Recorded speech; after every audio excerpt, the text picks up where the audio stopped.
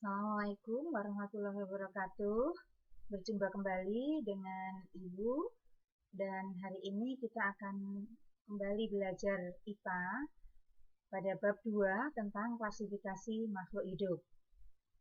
Nah, dengan adanya berbagai makhluk hidup yang ada di alam ini, semakin kita belajar maka kita akan semakin mengagumi kebesaran penciptanya, yaitu Allah Subhanahu wa taala.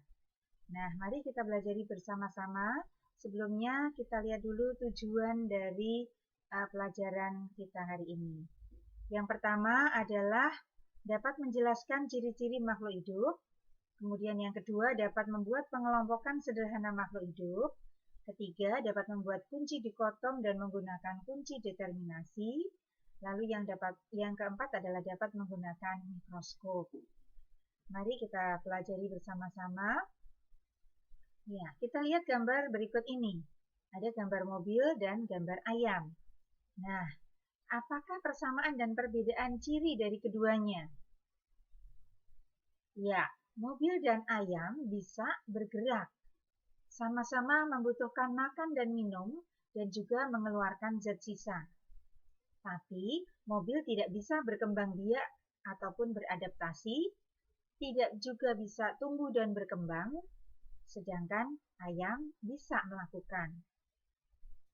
Nah, karena mobil tidak memiliki semua ciri makhluk hidup, maka mobil termasuk dalam kelompok benda mati. Ciri-ciri makhluk hidup itu ada beberapa macam. Di sini kita lihat ada 8 macam ciri makhluk hidup.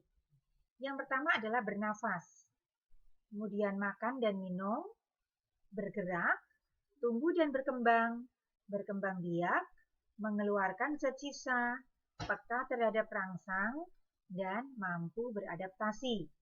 Apabila ada salah satu ciri yang tidak dimiliki oleh suatu benda, maka benda itu tidak bisa disebut sebagai makhluk hidup. Berikutnya, kita akan mempelajari apa sih pengertian dari klasifikasi. Klasifikasi maksudnya adalah pengelompokan.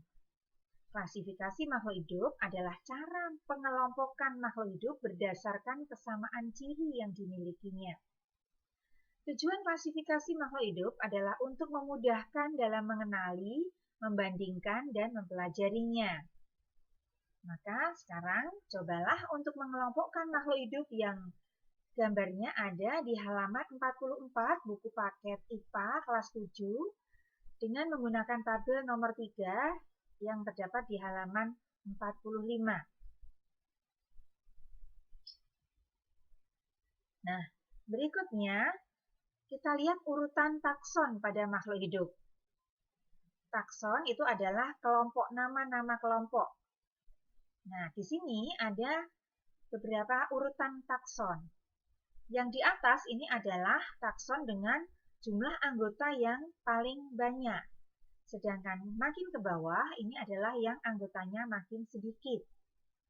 Berarti makin ke atas itu makin banyak perbedaannya, makin ke bawah itu makin banyak persamaannya. Ini bisa kalian lihat juga pada buku paket IPA halaman 49. Ya, coba kita sama-sama buka bukunya dan kita simak bersama-sama. Yang pertama itu adalah regnum, ini adalah kelompok terbesar. Ini disebut dunia dalam bahasa Indonesia atau kingdom dalam bahasa Inggris. Kemudian di bawahnya ini ada kelompok yang lebih kecil yaitu divisio untuk tumbuhan dan phylum itu khusus untuk hewan. Di bawahnya ada klasis atau kelas, kemudian ordo atau bangsa, lalu di bawahnya adalah familia atau suku, di bawahnya ada genus atau marga, dan yang paling kecil itu adalah spesies atau jenis. Nah, untuk tata cara pemberian nama ilmiah pada makhluk hidup yang dikemukakan oleh Carolus Linnaeus dikenal dengan sistem binomial nomenklatur. Nah, di sini nama spesies itu terdiri atas 2 kata. Kata yang pertama adalah nama dari genus, sedangkan kata kedua ini menunjukkan spesiesnya. Yang kedua, kata pertama itu harus ditulis dengan menggunakan huruf kapital. Sedangkan kata kedua itu ditulis dengan menggunakan huruf kecil. Kemudian yang ketiga, kata-katanya itu menggunakan bahasa Latin atau bahasa ilmiah atau bahasa lain yang juga dilatinkan atau dianggap sebagai bahasa Latin. Contoh, Zea mais, artinya adalah jagung. Zea ini menunjukkan nama genusnya, mais ini adalah penunjuk untuk spesiesnya. Berikutnya, untuk kriteria klasifikasi atau pengelompokan, untuk tumbuhan, itu bisa berdasarkan organ pertumbuhannya atau habitatnya, bisa juga dari bentuk daunnya, atau bisa juga dengan menggunakan cara berkembang biaknya, atau yang lainnya. Kemudian untuk hewan itu bisa berdasarkan saluran pencernakan atau rangka tubuhnya atau anggota geraknya atau juga yang lainnya. Nah, ini adalah contoh kunci dikotom. Jadi kunci dikotom itu adalah kita kelompokkan beberapa nama jenis hewan di sini, beberapa nama tumbuhan di sini kita kelompokkan menjadi dua kelompok, dikotom. Jadi hanya selalu dikelompokkan menjadi dua saja. Di sini dikelompokkan menjadi tumbuhan yang berspora dan tumbuhan yang tidak berspora. Yang berspora itu adalah suplir dan lumut, sedangkan yang tidak berspora adalah jagung, kedelai, terong, dan melinjo. Lalu yang berspora kita bagi menjadi dua lagi. Yang berbatang jelas yaitu suplir dan yang tidak berbatang jelas yaitu lumut. Untuk yang tidak berspora kita kelompokkan menjadi dua lagi. Berbiji tertutup yaitu jagung, kedelai, dan terong. Kemudian yang berbiji terbuka yaitu melinjo. Kemudian yang berbiji tertutup kita bagi dua lagi. Ada yang berkeping dua yaitu kedelai dan terong. Dan ada yang berkeping satu yaitu jagung. Yang berkeping dua dibagi menjadi dua lagi, berbunga kupu-kupu yaitu kedelai, dan yang bunganya berbentuk terompet yaitu terong. Nah, inilah yang disebut dengan kunci dikotom atau beberapa jenis tumbuhan, bisa juga untuk hewan, itu selalu dikelompokkan menjadi dua, dipecah lagi menjadi dua, dan seterusnya. Nah, dari kunci dikotom tadi, kita bisa membuat kunci determinasi ini. Contohnya, jadi kita tulis yang pertama tadi adalah yang pertama tumbuhan berspora, yang kedua adalah tumbuhan yang tidak berspora. Kemudian tumbuhan berbatang jelas dan tidak berbatang jelas. Terusnya sampai yang terakhir yang berbunga terompet. Nah, cara penggunaannya seperti apa kunci determinasi?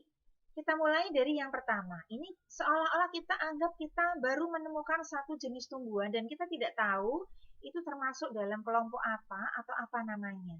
Maka kita gunakan kunci determinasi ini. Nah, yang pertama kita mulai dari nomor 1, 1A, tumbuhan berspora. Oh, ternyata yang kita lihat tumbuhan tersebut tidak berspora, maka masuk ke dalam kelompok yang kedua. Kita lihat ke sana, kalau ini benar yang B, 1B, kita tulis dulu 1B. Kita tulis 1B, kemudian kita tengok ke sebelah kanan, ada 3A. Berarti kita tidak melanjutkan ke nomor 2, tapi kita lanjutkan ke nomor 3. Kita mulai dari 3A. Apakah berbiji tertutup? Kalau iya, berarti kita lihat ke sebelah kanan lagi. Oh, di sini harus melanjutkan ke nomor 4. Maka kita masuk ke nomor 4, 4A. Apakah bijinya berkeping 2? Oh, tidak. Ternyata bijinya berkeping 1.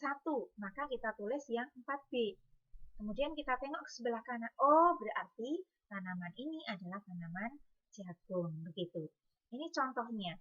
Jadi ketika kita menemukan suatu tanaman, dicocokkan dengan ciri dari yang nomor 1, kemudian kita tulis satu persatu yang cocoknya. Kemudian yang terakhir kita akan bisa menemukan bahwa tanaman tersebut adalah tanaman jagung. Iya, berikutnya kita mengenal dan menggunakan mikroskop. Nah, ini adalah gambar mikroskop. Kalian juga bisa simak di buku kalian yang ada gambar mikroskopnya. Kita simak bersama-sama. Yang di atas ini adalah lensa okuler. Kemudian yang tabungnya ini kita sebut tubus. Lalu di sini ada lengan mikroskop, tempat kita memegang atau membawanya. Kemudian ini ada revolver, itu adalah tempat di mana ada 3 lensa objektif yang bisa kita pilih atau kita putar. Kemudian di bawahnya ada meja benda atau meja objek, di mana dilengkapi dengan penjepit di sini. Kemudian ada kondensor dan diafragma di bawahnya. Ini berupa lubang-lubang untuk mengatur jumlah cahaya yang masuk ke dalam mikroskop. Kemudian ada makrometer dan mikrometer untuk mengatur fokus. Jadi ini bisa diputar untuk mengatur fokus. Kemudian ada penyangga di sini, ada sumber cahaya di sini, ini berupa lampu, berarti dengan menggunakan listrik ya, pakai lampu. Tapi di sekolah yang biasa digunakan itu menggunakan cahaya matahari, jadi di sini nanti diganti dengan cermin. Jadi kita atur cerminnya, kemudian cahayanya kita arahkan masuk ke dalam mikroskop. Ini adalah kaki mikroskop di mana kita bisa meletakkannya dengan posisi seperti ini. Nah, kemudian bagaimana cara penggunaannya? Langkah-langkah untuk penggunaan mikroskop yaitu yang pertama adalah kita harus mengatur cahayanya dulu. Jadi kalau menggunakan cermin, maka kita atur cerminnya, kita arahkan supaya cahaya itu bisa masuk ke dalam mikroskop. Kemudian yang kedua, kita meletakkan objek atau preparat di meja objek dengan tepat dan kita pastikan tidak bergerak-gerak. Kemudian yang ketiga, mengatur fokus. Jadi kita putar makrometer dan mikrometer skrupnya sehingga kita bisa mendapatkan gambar yang paling jelas. Kemudian kita bisa mengatur perbesaran dengan mengubah lensa objektif yang ada. Ada 3 macam lensa nanti di sana. Kemudian berikutnya yang kelima, kita mulai mengamati objek setelah terlihat dengan jelas. Nah, itulah cara-cara untuk mengamati objek dengan menggunakan mikroskop. Kalau kalian sudah bisa memahami apa yang kita bahas hari ini, maka kalian cobalah latihan dengan mengerjakan uji kompetensi yang ada di halaman 91 buku paket IPA nomor 1-4 dan kirimkan jawabanmu di Google Classroom IPA. Ya. Sampai di sini dulu. Terima kasih atas perhatiannya. Wassalamualaikum warahmatullahi wabarakatuh.